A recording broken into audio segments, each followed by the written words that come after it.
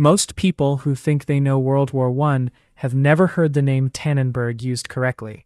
They know the mud of Flanders, they know Verdun, and the Somme. They do not know that the Eastern Front was longer, larger, and cost more soldiers than the Western Front, and that almost none of it survives in Western memory. The Eastern Front ran 1,200 kilometers from the Baltic Sea to the Black Sea. It swallowed 12 million Russian soldiers, 2 million of whom did not come home. It destroyed the Austro-Hungarian army so completely that the empire never recovered its ability to fight on its own, and it produced in its first month one of the most complete destructions of a modern army in the history of warfare. Almost nobody talks about it. Here is why that happened, and here is what actually happened there. Germany's entire strategy for a two-front war assumed Russia would take 6 weeks to mobilize. Russia mobilized in 15 days. 2 Russian armies pushed into East Prussia before Germany was ready. General Alexander Samsonov commanded the Russian Second Army, 55 years old, asthmatic, a veteran of the Russo-Japanese War. His army was separated from the Russian First Army by 50 miles of lakes, making coordination between them almost impossible. The deciding factor was simpler than any of that. Samsonov's radio operators transmitted their orders in plain text, no code, no cipher. A German staff officer named Max Hoffmann read every message as clearly as if he had been handed the original documents. He knew Samsonov's route before Samsonov's own corps commanders did. The battle opened on August 26, 1914, and was over by August 30th. Of roughly 150,000 men Samsonov led into East Prussia, somewhere between 70,000 and 120,000 were killed, wounded, or captured. On the night of August 29th, unable to face reporting the scale of the disaster to the Tsar, Samsonov walked into the forest and shot himself. It has never been confirmed whether his body was ever recovered. Hindenburg and Ludendorff got the credit. It was Hoffmann's plan. Years later, giving cadets a tour of the battlefield, Hoffmann pointed out 3 spots and told them, "This is where Hindenburg slept before the battle. This is where he slept after the battle. And between you and me, this is where he slept during the battle." It was also Hoffmann who suggested naming the victory Tannenberg, not after the actual battlefield, but after a site 30 kilometers away where in 1410 a Polish-Lithuanian army had defeated the Teutonic Knights, a 500-year-old humiliation, deliberately reversed in name. While East Prussia was being decided, a second catastrophe was unfolding in the south. In Galicia, now western Ukraine and southeastern Poland, Austro-Hungarian and Russian armies collided across hundreds of kilometers between late August and late September 1914. Russian forces captured the city of Lemberg on September 3rd and pushed the Austro-Hungarians back into the Carpathian foothills. By the end of the campaign, Austria-Hungary had suffered roughly 400,000 casualties in 6 weeks, including the majority of its trained peacetime officer corps. That loss was never fully replaced. You can train a new rifleman in months. Replacing the specific judgment of a professional officer takes years the empire did not have. By winter, the war moved into the Carpathian Mountains at altitudes above 2,500 feet, in temperatures well below zero. Field Marshal Konrad von Hötzendorf launched 3 offensives between January and April 1915 to relieve the besieged fortress of Przemyśl, where roughly 130,000 Austro-Hungarian troops had been trapped since November. Historians who have studied this campaign call it the Stalingrad of the First World War. Soldiers marched in boots with cardboard soles. Rifles froze solid and had to be warmed over fires before they would function, and the fires gave away every position. On March 1, 1915, in the middle of the second offensive, Colonel Georg Wieth of the Third Army wrote that fog and heavy snowfalls had cost them all sense of direction, entire regiments getting lost, resulting in catastrophic losses. Archduke Joseph August, commanding 7th Corps, reported that his Hungarian division had suffered terrible losses over 2 days, its effective strength down to fewer than 2,000 men, and then added the line that historians still quote, "And tomorrow, despite the casualties, we have to attack again."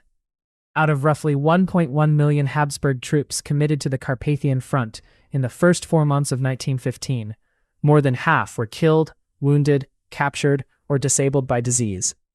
Combined casualties on both sides across the campaign are put at well over 1 million men, in 3 months, in mountains most people in the West have never heard named.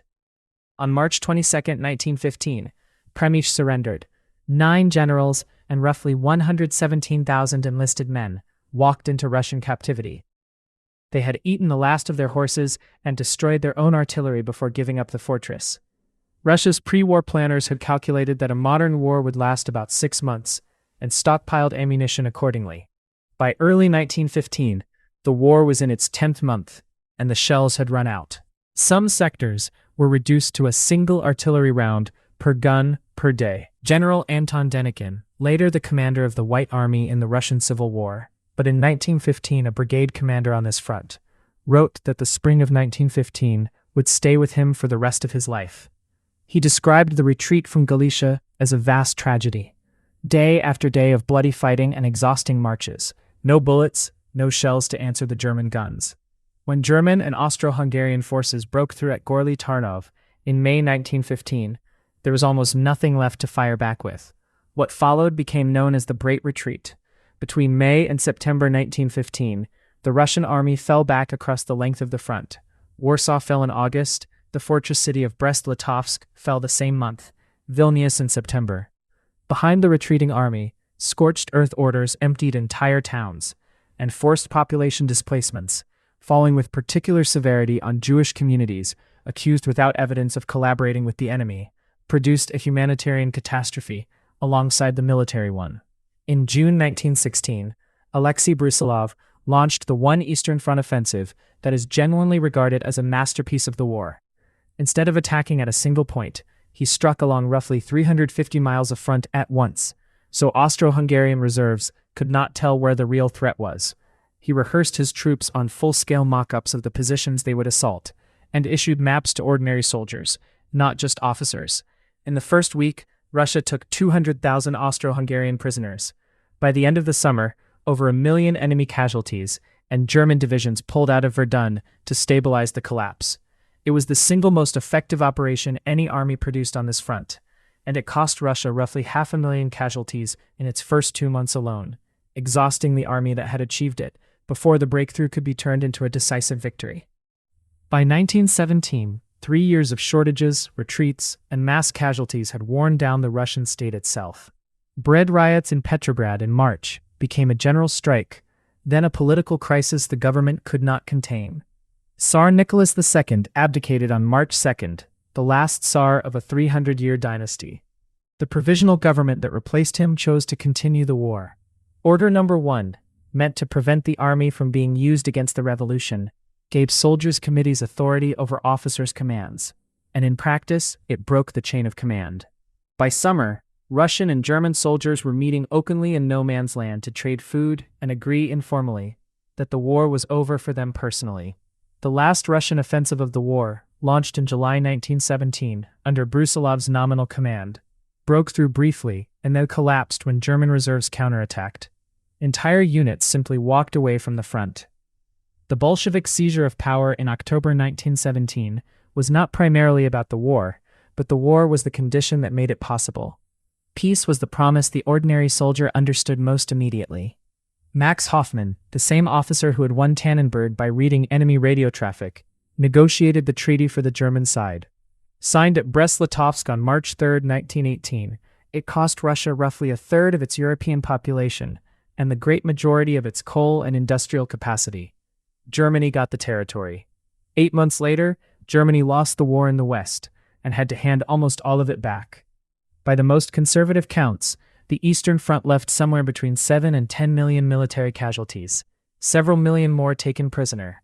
More than Britain, France, and Germany combined lost on the Western Front, and 3 empires, the Russian, the Austro-Hungarian, and the German, that did not survive what happened there in a form anyone would recognize. None of this is in most people's mental picture of the First World War. It should be.